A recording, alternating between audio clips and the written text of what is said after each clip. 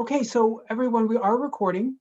We're supposed to ask people to agree, go along with that before we did, but anyway, that's what we're doing. Too late. Hmm? Too late, you guys get recorded.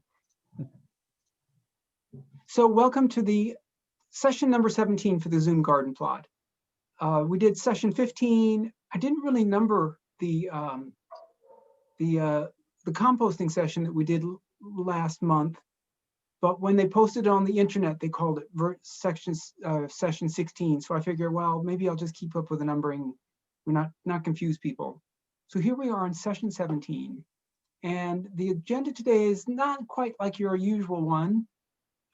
We've got a couple questions that were sent in ahead of time. We always like to deal with questions first.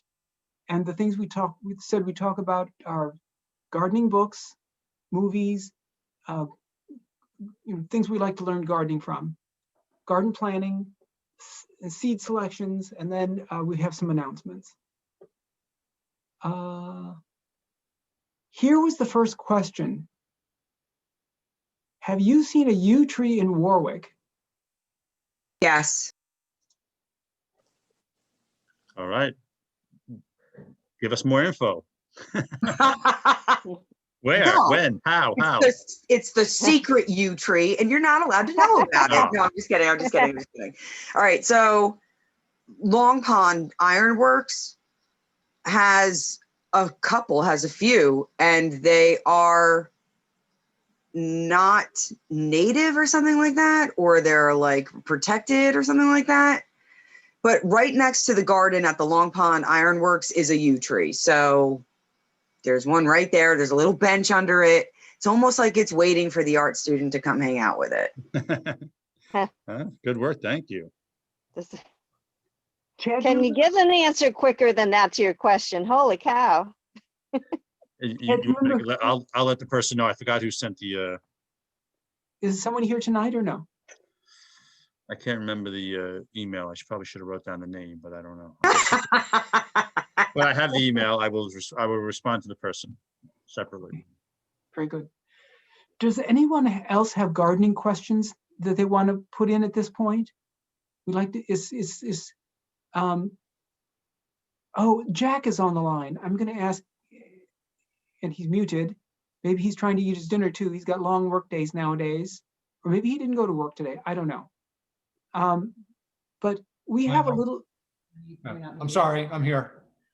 We have a little Japanese maple tree. It's like knee high to a knee.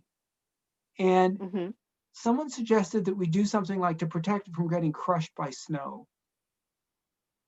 Like some sort of roof or something. What would you think about protecting, a small tree from heavy snow or?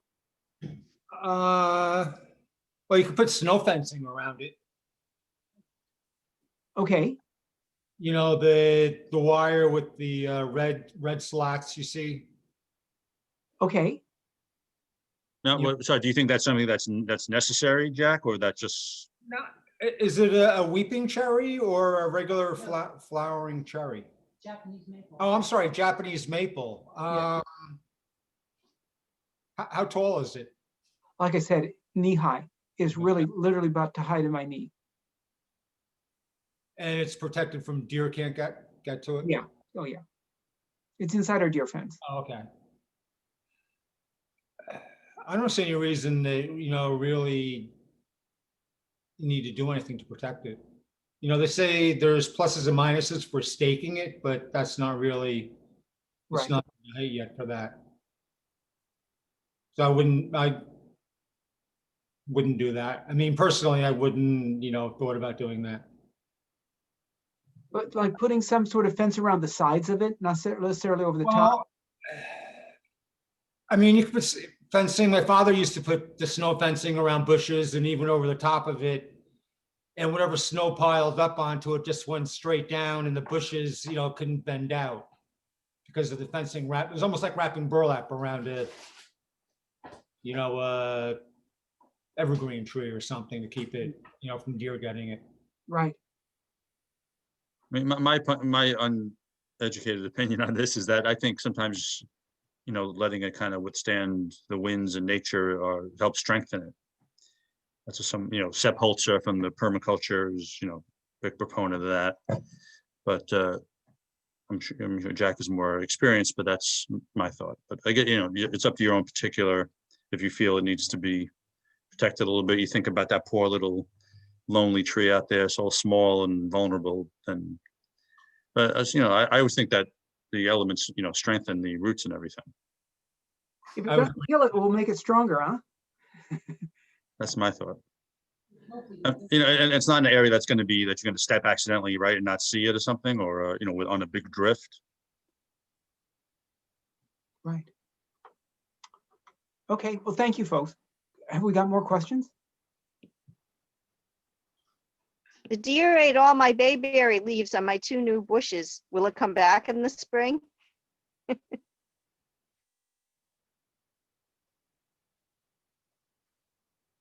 Oh, it froze. Yes, I think they should come back. Well, that's good.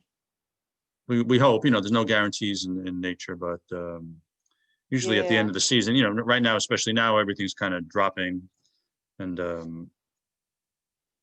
it should come back. Well, that's good. I have a non-garden related question really quick. Yes. Did any of you guys catch that awesome sunset last night? It was quite beautiful. We've been having a lot of them this year. Very, very beautiful fall we had. Yeah. And what did someone just post something Everything- about the Star of Bethlehem being visible coming up soon? I saw something on Facebook.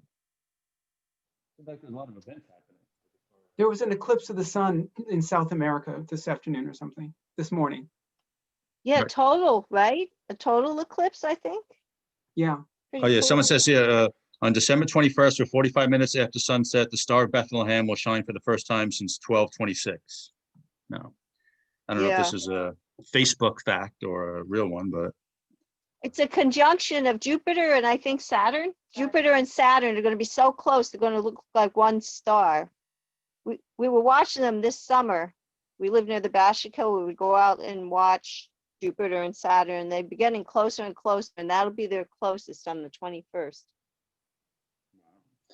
and also Michael Jeremiah and Kelly Collins just got engaged. In case 33 minutes ago.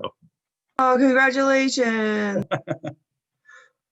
She's used to be a member of Sustainable Warwick, and Jeremiah used to be a member of Grow Local Greenwood Lake. So they met, and they live in Hawaii now. A lot of stuff going on. Yeah. Sorry, Any other- who did That's you a say different got kind of engaged? conjunction. They got engaged. Yep. Who was it? Kelly Collins. Oh, okay. Oh yes, you know Kelly, right? She worked with you, right? And Jeremiah O'Brien. Oh, wow. And they live in, Yes, they met, and they decided right around the time of coronavirus to throw caution to the wind and move to Hawaii. And I guess it worked out quite well. They came back, sold their houses, and off they go. wow. I know I should take credit. They met at my meeting, but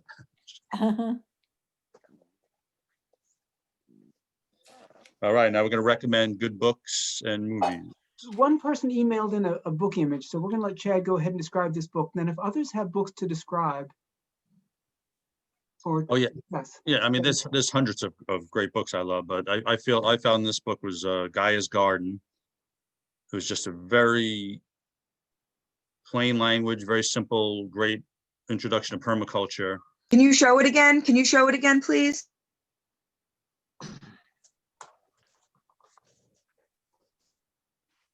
Keep talking about it, Chad. I'm sorry. I Yeah, didn't mean to no, interrupt. sorry, no.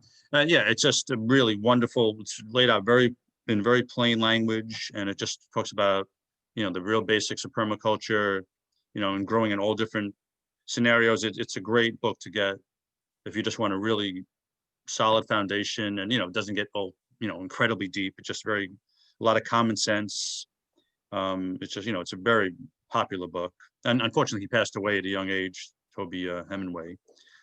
And after he wrote another book about growing permaculture in like an urban setting.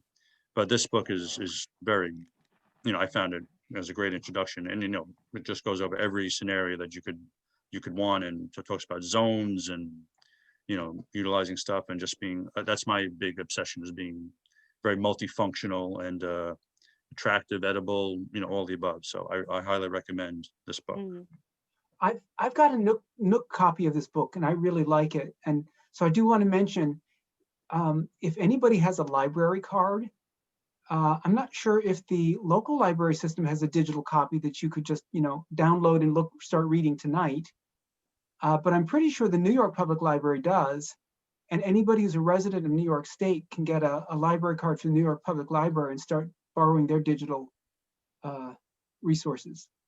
But not New Oh, that's Jersey. great. No.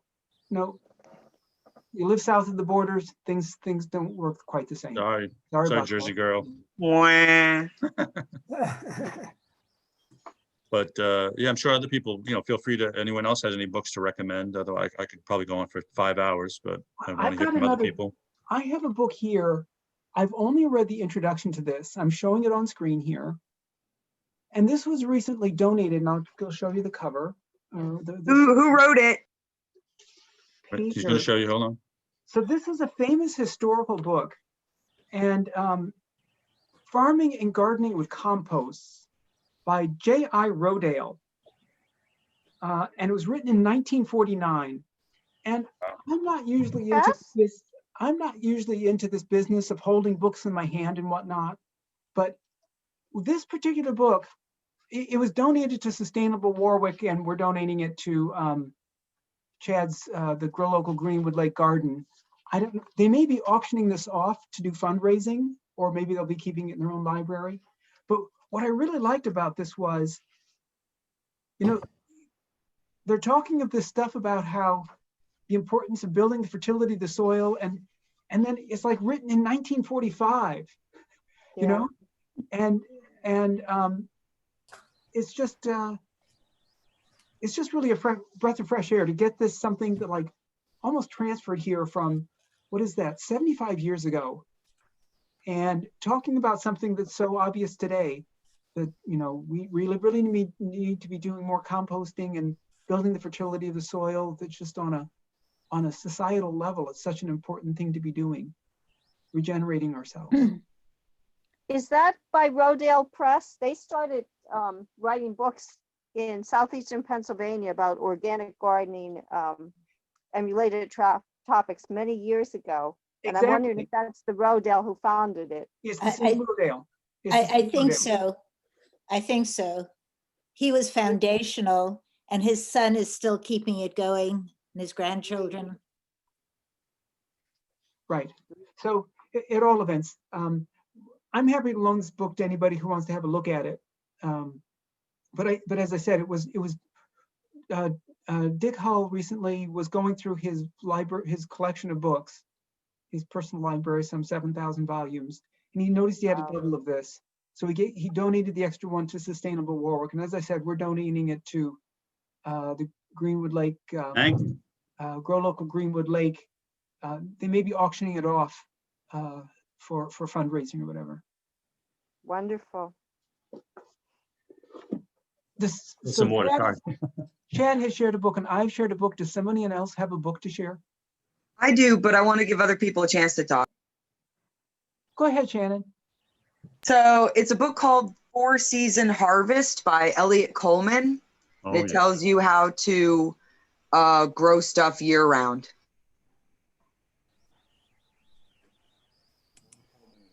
Four-Season Harvest, Elliot Coleman. Interesting.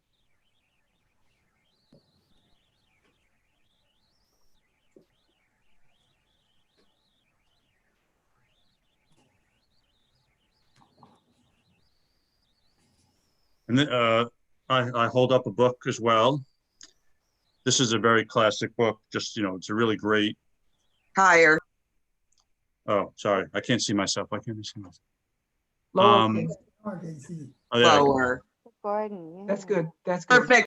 Square Foot Gardening by Mel Bartholomew. It's the perfect book if you're just starting out to, you want to start a garden bed and you don't know where to put everything. He has this whole strategy of breaking the garden into square feet and, how many things you could realistically plant per square foot. So, you know, if you just, it's a great book for beginners or even more experienced people, but it's a really solid, you know, philosophy, strategy. That way you could mix things up, you know, and you could utilize as much of your garden bed as possible. So this is a very well-known book, Square Foot Gardening by Mel Bartholomew. Does anyone know what Mel's mix is? His recipe for soil for his raised beds. He calls it Mel's mix. Oh, yeah, right, the famous mix. I'm sure you're going to tell us. Someone else has the answer. I'd like them to say it. I don't know what it is, but I'd like to write it down. Okay, so it's an equal part of a good quality compost, peat moss, and perlite. So it's those three ingredients and equal parts. I feel like I already knew that on some level. Yeah, again, you know, if you you know, nothing in this book is, I mean, I guess the time it was written was pretty new stuff, but you know, Shannon, people like you seem to have that, you know, already kind of figured out. So nothing in this book's going to blow your mind, but it's just a very good beginning. I wanted my mind blown, so I'm a little. Oh, sorry. Oh, well, we have other books that would do that, but we're starting out with simple ones. So, but Mel's idea, I think Mel was an engineer, and then when he retired, he wanted to do this gardening thing, and he started just applying certain reasoning to how he was going to go about doing this. And you know, most of us like go out and start digging around in the dirt and try to work with the soil in our yards, which is like a really big challenge.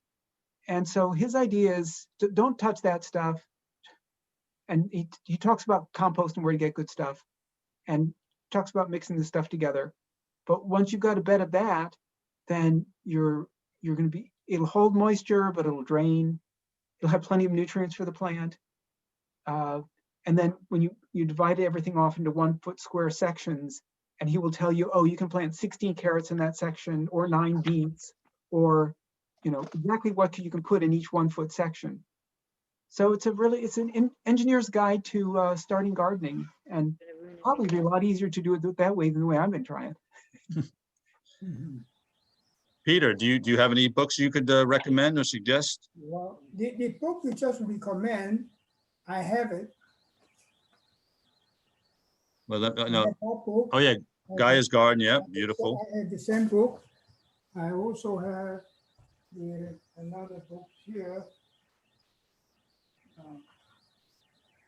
Talking about, I think this is also a permacultural handbook. Oh yeah, that's a great one. Yeah, and in the same vein, I have the permaculture design. But this is Peter Money. This is Okay. Yeah, this guy is from the state of New Jersey or New York, and he have a lot of case study. Actually, Permaculture handbook. Make it work in all different cases. It's a case study. This is the book I studied for permaculture. Yeah. Those Very are good. the books. And what was the first book? We didn't see. So Yeah. It's the same one I said, Gaia's Garden. Yeah. Oh, okay. oh, Just in that same frame, I have this is the Permaculture Bible yeah, by that's Bill one I have. Bill Mollison. This is one I Permaculture have. Design Manual. This is Yeah. I also now have, a lot of it's for more more Australian or more tropical Yeah. climates, but it's really, I mean, Bill Makowski might enjoy it as far as just yeah. thinking. This book's hard to comprehend. It's very intense. Yeah. A lot of the permacultural principles are really, you can learn from ebook, or you can learn from the online learning. They're all available now. Yeah. Yeah, you get that library card, like Michael said, and you could really access a lot of stuff. Yeah. And I have another book here. This is a little related, but again, the famous book, Rainwater Harvesting Hmm, by Brad Lancaster. yeah, Again, this gets a little more again, coming off of Bill Mikowski. I'm still, this is more about catching rainwater and using gray water systems. It's, I'm a bit obsessed with that stuff, but I can't do that much. I'm not that handy, so I can't do that yeah, much. yeah. I dream of being handy, that I could set up all these systems, but my wife probably would not let me do so. But I like the thought, I like the ideas of that.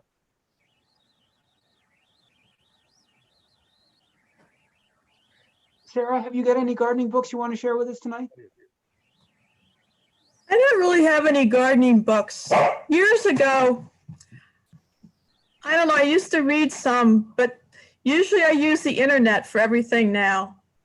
I will say Elliot Coleman's book, I know, is really good. Not only because that's where I learned about the row covers and the tunnels, but also for seed starting. He turned me on to these forms you can purchase to make soil blocks and a soil block recipe, which is, it's a little more labor intensive, but it's a really good technique for starting, especially larger plants like tomatoes and peppers that have a large root system and need to get, a fairly good size, because it's a metal instrument, and you make a specific mixture and pat it in there, and it comes out with soil blocks. So you fill a whole tray with them and put your seed. And then when you go to plant, you're not taking the seedling from one pot to another and disturbing the roots. You take the whole thing, which has no container around it, and plant that. And I thought that was very ingenious. Kind of like an ice cube tray, right? Just Yeah, yeah. the metal one.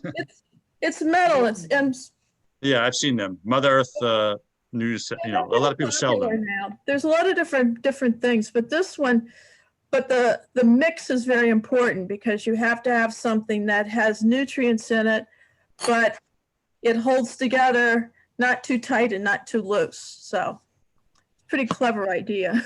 Mhm, yes. Do you remember the mixture by any chance? I tend to make things a little bit different, but I use a couple coffee cans of compost, and then a can of peat moss, and you put a little vermiculite in. You have to get it wet, but not too wet, and pack it in there.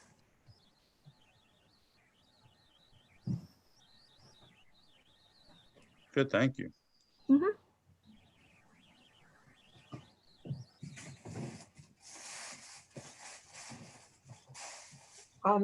We have other things to discuss tonight. Are there any other gardening books that people really want to get mentioned?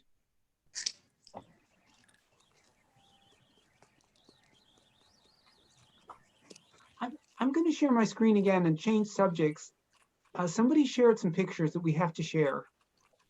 So I think these were taken just recently. Shannon, you want to tell us what's going on here? Okay, so the left is where I keep creatures trapped. No, I'm just kidding. That's an experiment that I'm working on. So I took a bag of potting soil, like a small bag of potting soil, and I poked a bunch of holes in the bottom, and then I cut the top off and I planted stuff in it. And then I covered it. Stuff's growing in there. Did I send you a picture of the inside of that? There's stuff growing in there. So there's like lettuce growing in there. There's bok choy growing in there. I had radishes growing in there initially, but radishes grow real fast. So I have lettuce growing in there, and it got cold. So I actually have row cover in there also, and it's wrapped with burlap around the bottom, and there's a bunch of oak leaves stuffed in there. So it's ready to go for the snow. But like before the snow, take out the oak leaves, take off the burlap, take off the row cover. It was just a bag of Miracle Grow with stuff planted directly in it, with a tote cover over it.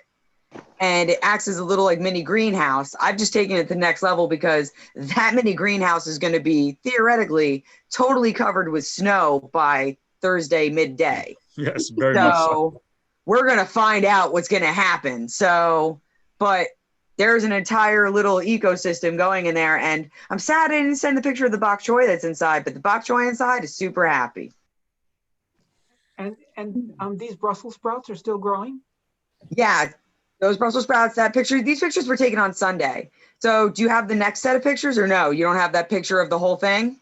You just sent me 3 pictures.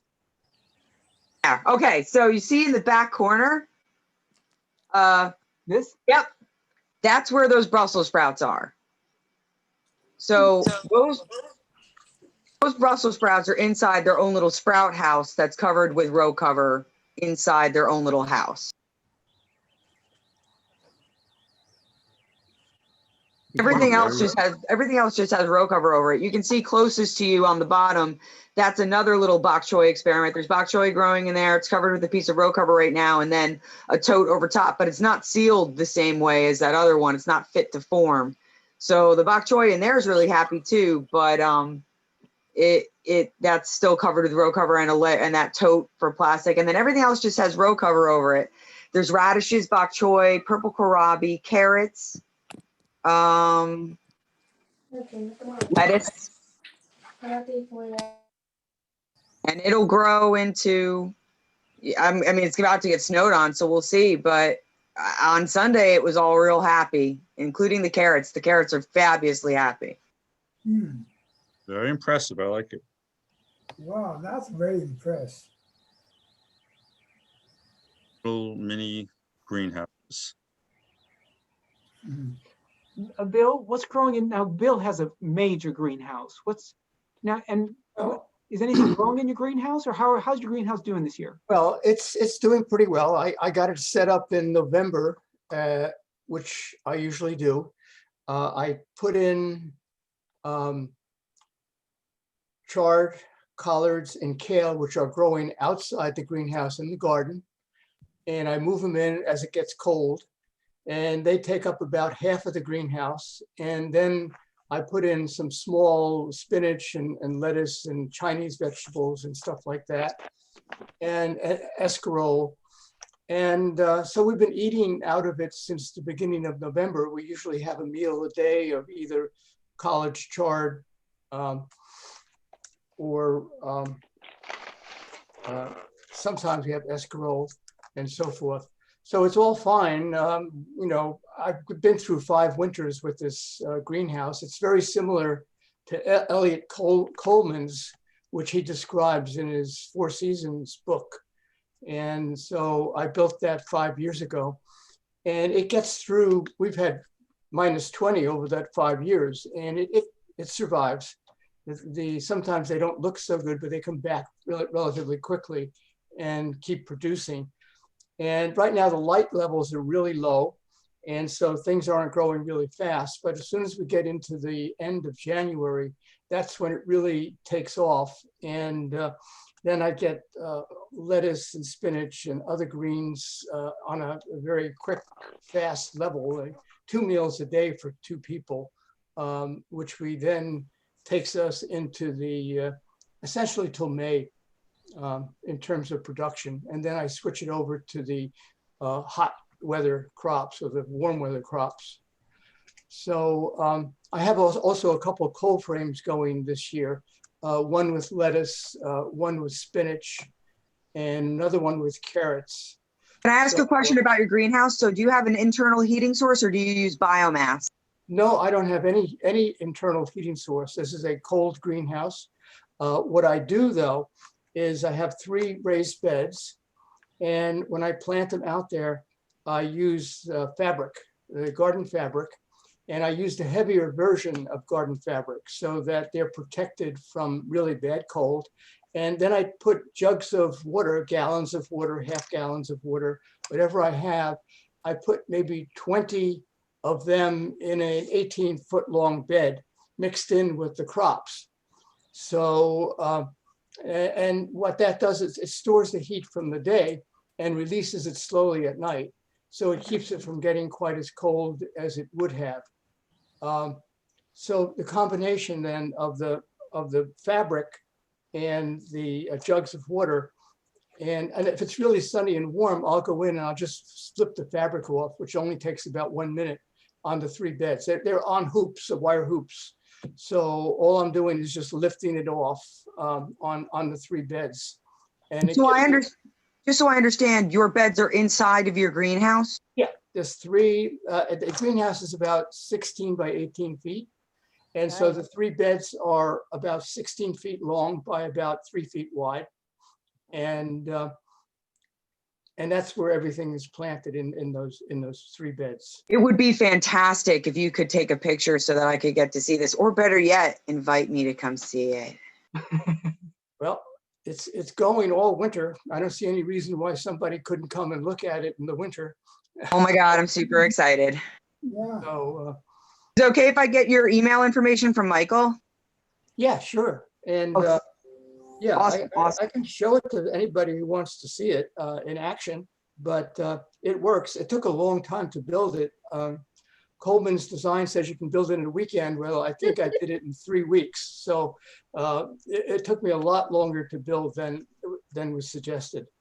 Partly because I didn't have the right tools, but it just is a lot of work. Oh, So anyway, that's where I'm at right now. And I'm hoping to go through the entire winter, eating fresh greens every day. I don't plant anything that requires warm weather. It's all hardy greens of various types. And It sounds fantastic. It sounds simply amazing and really incredible. yeah. well, Elliot Colvin's book that was mentioned has the details of how he does it. He does it commercially with those same kind of greenhouses without heating. And I don't know that he uses jugs of water underneath the fabric, but that's something that I've been using for about 40 years. So anyway, it works. I was the one who suggested it. Yeah, it sounds really great. You're using biomass heating. Yeah, it could be any size. It doesn't have to be that size. It's pretty big. But that's what I require to eat from the garden, say 2 meals a day for 2 people. I need to have enough stuff that, that I can harvest that much from. So it takes the 3 beds to be able to do that. And the best thing about it is once you get into the end of January, the sun gets, days are longer, the sun is more intense, and everything starts to pick up and grow. And usually most people think about starting their gardens in April. That's when they can go out and plant in the garden. But we have a lot of food in February and March. And people that plant in April, well, it takes at least a month before you get anything if you plant in April. It's going to take a month for anything to grow. So we have those 3 months where we just harvest tons of stuff.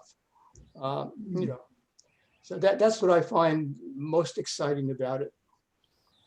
It's very inspirational what you're telling us. Well, it's also work. Yeah. But it's not too much work in the winter. The bugs are usually not a problem. You don't have to water much. In fact, you shouldn't water much because you don't want the soil to be saturated. Only when it gets warmer in February and March do I sometimes water during a warm day. If it's really warm, I'll take the covers off. I'll give them some water, let the sun warm up everything over the day, because you don't want to get diseases in there. So you really can't water much. And other than that, it's mostly just snow shoveling to get out there if you have to. Do you have a slugs issue? Are there any slugs or creatures like that you contend with? Sometimes they pop up. I got one last week. That was only one. I haven't found any more. But they don't mind cold weather.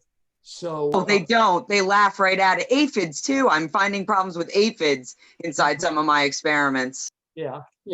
But I haven't. Usually it gets cold enough in there over the winter that most of the insects don't do well at all. And you just have to look for slugs. I went out the other night to see if there were any. I had one of those miner's lamps on, And so I went out there at night when the slugs come out to see if there were any in there, and I didn't find any. So, so anyway, bugs usually aren't the problem in the winter. Thank you. That's great. And again, pictures would be I nice. have- Maybe I have maybe a ton next of- time. I have a ton of pictures I can send you that I've taken over the years. Yeah, So that'd be I great. can Thank show you. Just so Yes, better yes. visualize it. Yes, please, please. Folks, I think it's time to shimmy in place. For those who haven't been on one of these before, you know, it's hard on a body to sit still for a whole hour. So at about the halfway time, we like to stand up and sort of shimmy in place. I think some people actually go to the bathroom. But anyway, stand up, do something. Don't sit in your chair for an hour. We'll be back. Yeah, some people sort of like to shake their camera back and forth so it looks like they're doing something. Anyway, see you back in 1 minute, 2 minutes. Just stand up and do something and be right back.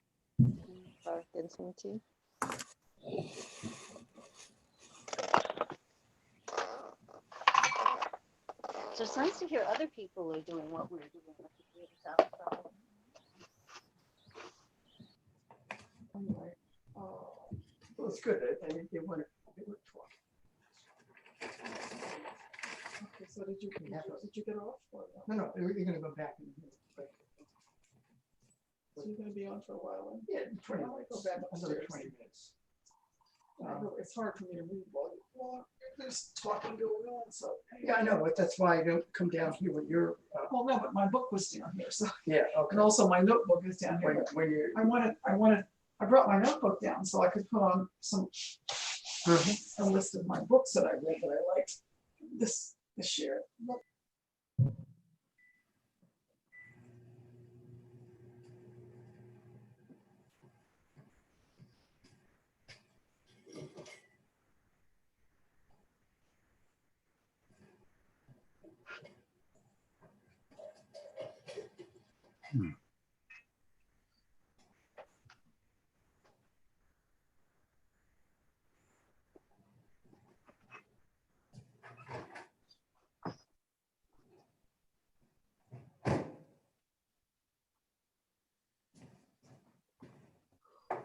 Welcome back, everyone.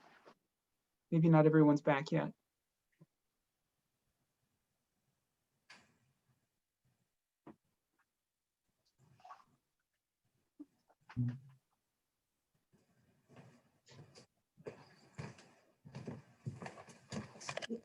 Bill, I heard while we were on break, I heard you and Mary sort of talking in the background, so I muted you. If you want to take yourself off mute whenever you need to say something, go ahead.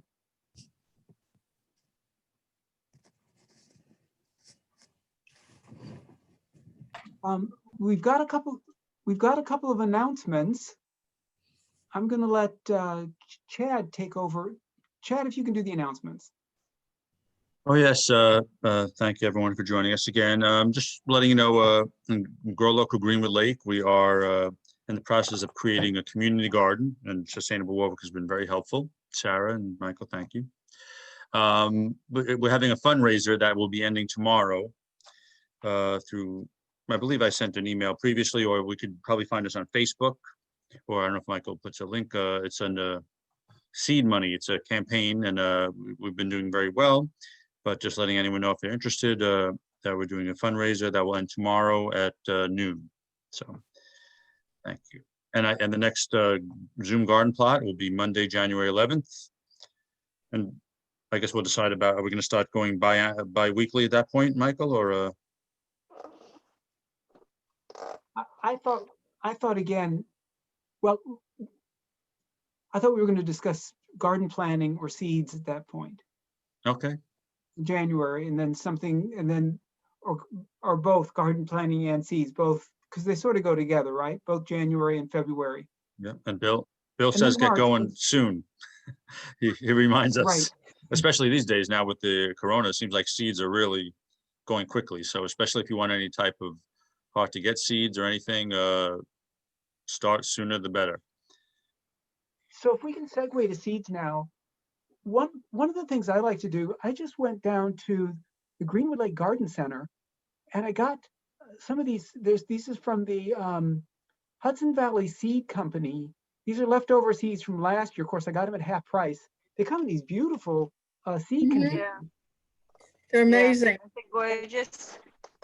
And they Yeah. apparently they do organic and heirloom seeds. Does anybody know anything about the Hudson Valley Seed Company? Somebody was talking about them before on the Yeah. I mean, they commission the artists, so you're actually serving two causes. And I was on a panel with the founder at the New York Public Library on 42nd Street, and I often get my seeds from them. I'm not experienced enough to know to recommend them, but they're local and they have great, I mean, ethically, they're very, very good in starting a local business, trying to support local artists, local agriculture. So I often get my seeds from them, and I save all the packets. I don't know what I'm going to do with them, but they're great. Yeah. So I went to the Greenwood Lake Garden Center, and they didn't have a wide selection, but they had a lot of things I want: beets, chard, peas. Those are great for early in the season. Adams Fairacre Farms carries their seeds, and they carry a lot of them. I know it's a far drive from Warwick, but it might be worth it going once a year. Yeah, I always get their seeds through their mail order catalog. You can find them online. They have a booth at Philadelphia Flower Show too. Right. Assuming it happens. Susan, where was the garden shop that you mentioned? Adams Fairacre Farms. They're also local. The Adams family were farmers for several generations. There's one in Newburgh, one in Kingston, I believe, and one in Poughkeepsie. And they're going to build one. They would have had one already in Middletown, but COVID kind of stopped that plan for 2020. But they do. They also support local artists a lot. Their flyer, a lot of it is illustrated instead of photographed. They have a great garden center, a lot of nice produce. It's a fun kind of destination garden, grocery store and garden center to go to. And they have all kinds of seeds in their garden center. And they're going to launch one in Middletown? Yeah, they're supposed to build one in Middletown. Kind of, do you know where the Hannaford is in Middletown? I think it's near there. My daughter's over there in the room. Isn't it kind of near where Hannaford is on 211? Yeah, I think it was going to be like in between Hannaford and like Albany in that stretch somewhere. Yeah, on 211 somewhere. I thought it was at the Hannaford end. But Maybe, I don't know. It's a nice garden center.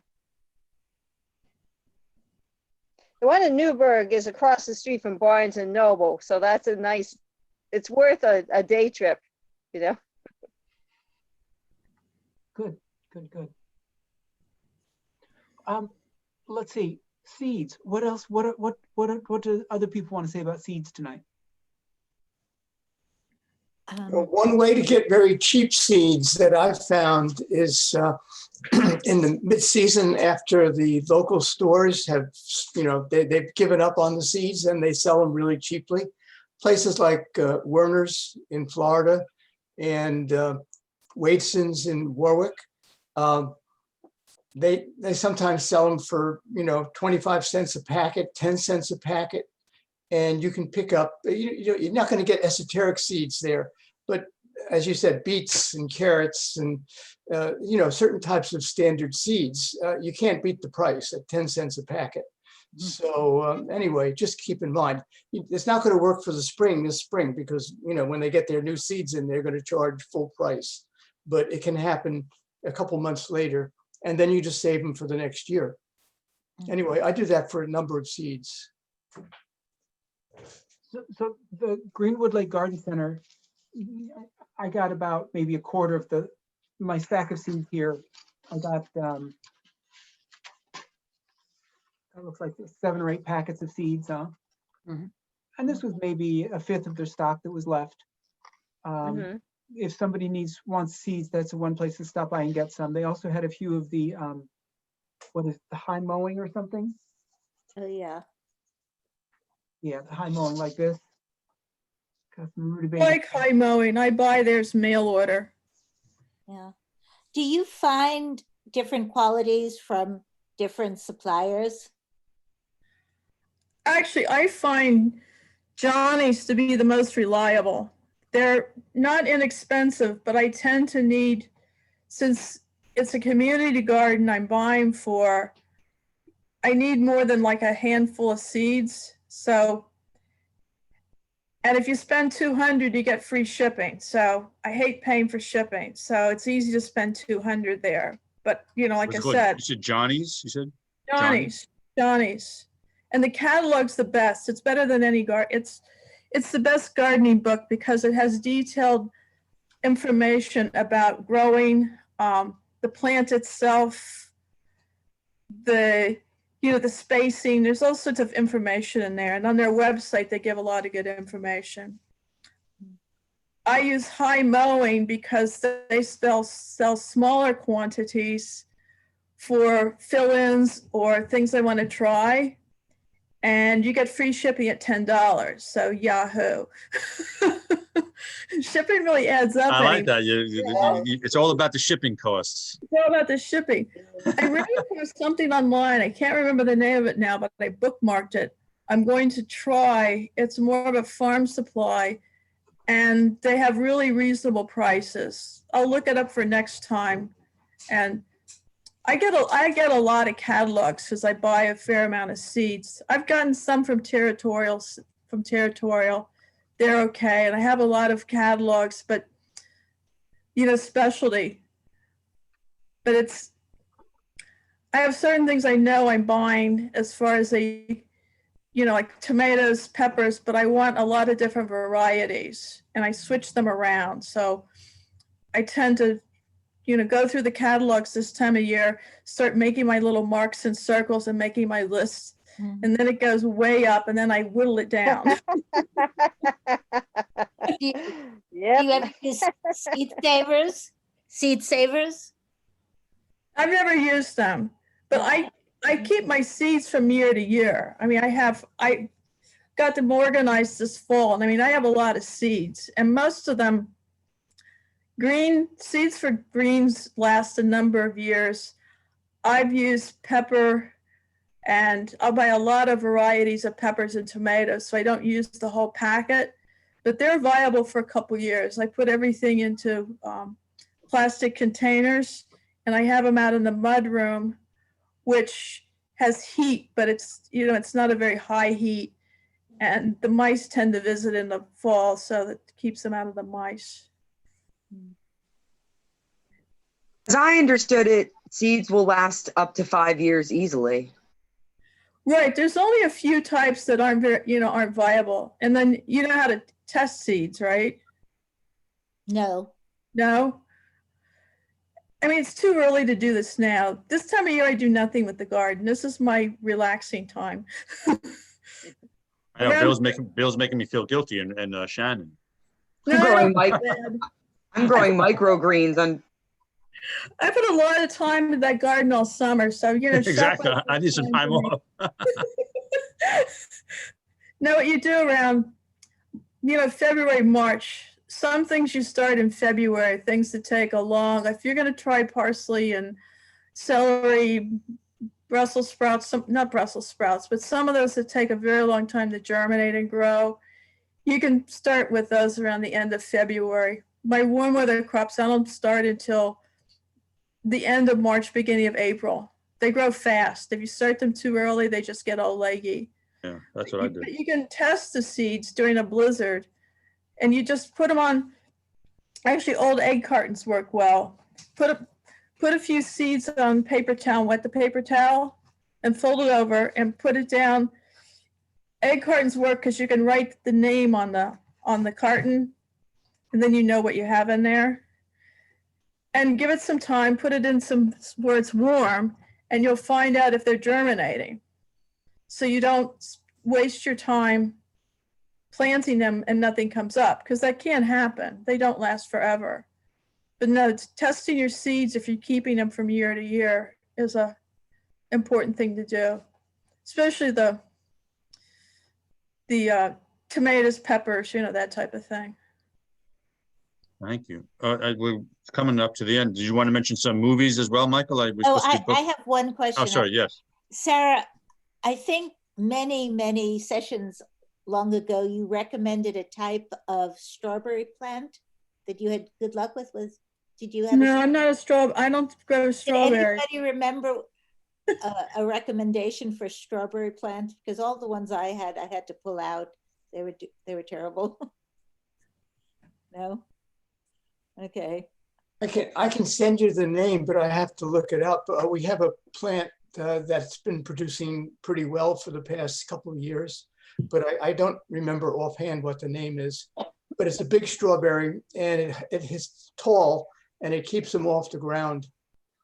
Oh, that would be great. That would be great. Oh, yeah, or next time. Right. When we were talking about books, nobody got out their seed catalogs. So this is one that They're good. They're good? Yeah. One of my gardener friends swears by this company, and there was the year when he couldn't get any garlic anywhere, and he called them up, and they called around and found some for him. But anyway, Nice. I've liked the stuff that they send, and I leave this in the reading room, so whenever I'm in there, I can sort of browse. It's dangerous, right? It is. What's really nice about Pine Tree is that they sell smaller amounts of seeds at Right. pricey. Correct. So Right. if you're not going to use a lot of seed, you don't have to buy a lot of it and then have it go bad. You can just Right. buy it and use it, which is great. No, and I think it's, I really like to try different varieties. There's varieties that you grow every year because they're tried and true and you're going to get a good crop. But I also want to experiment with different varieties every year. So the seed growers who provide small quantities are great, because who wants to spend $5 or $6 on a packet of seeds now? Just to try them out, try a variety out. Yeah. I keep all my seed catalogs by the bed, and then in January or so, I start, the reading and circling, as I call it.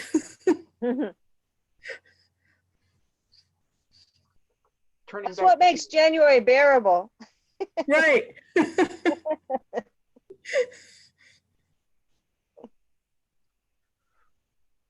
Let's see, we have 5 minutes left. Are there any movies or online resources that people especially like to refer for other gardeners to check out?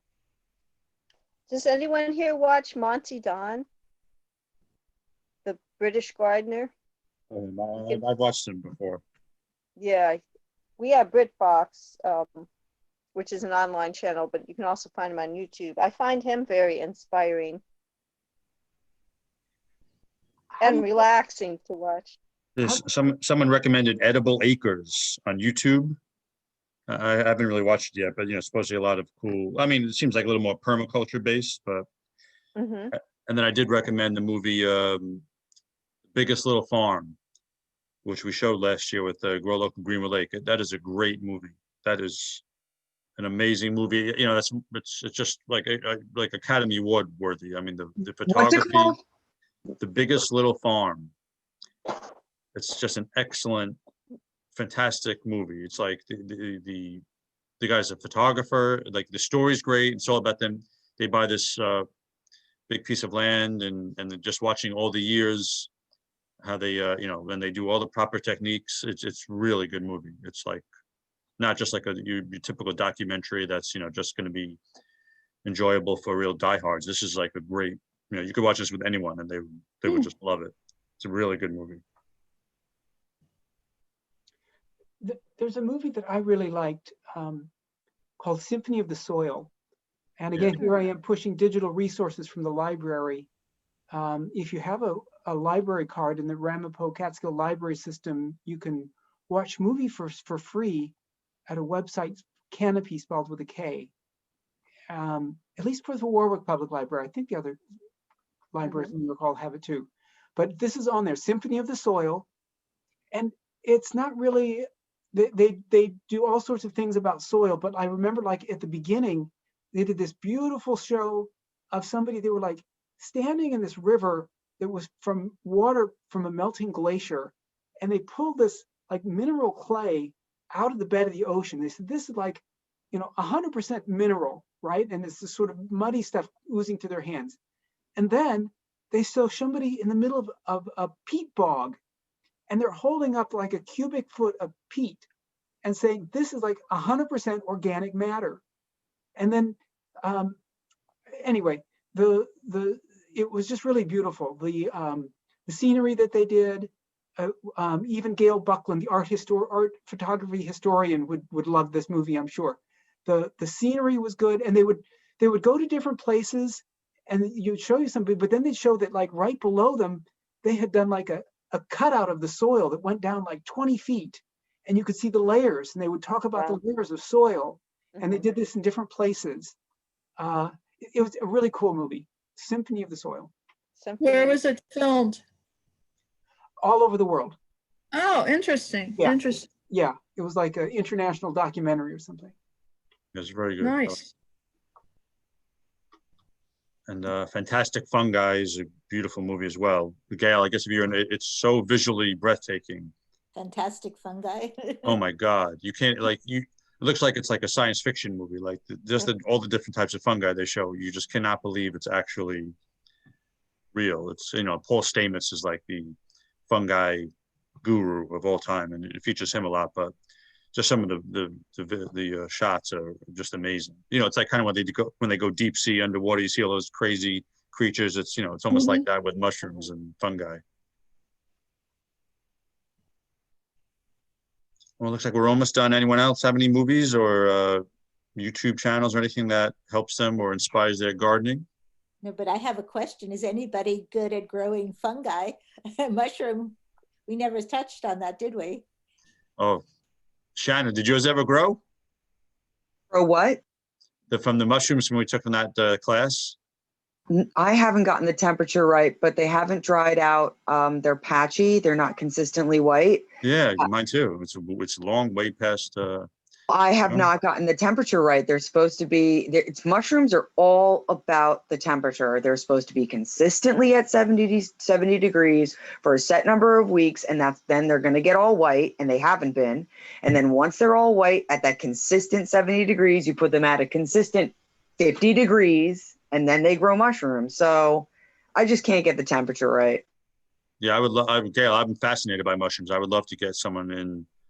We'll do one of our garden Zoom plots with a mushroom expert. I would love that.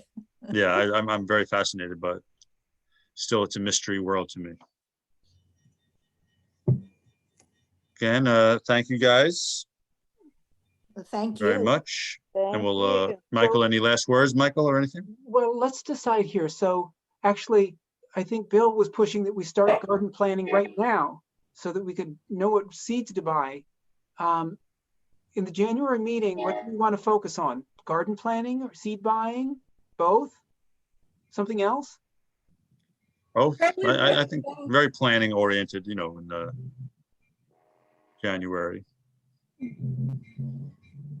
One thing, the train's going by. I don't know if you'll hear me.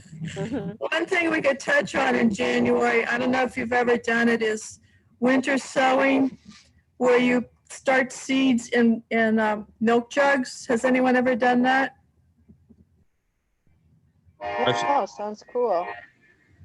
It's pretty interesting I do it for flowers, but things that are hard, that have to have cold stratification or whatever it is.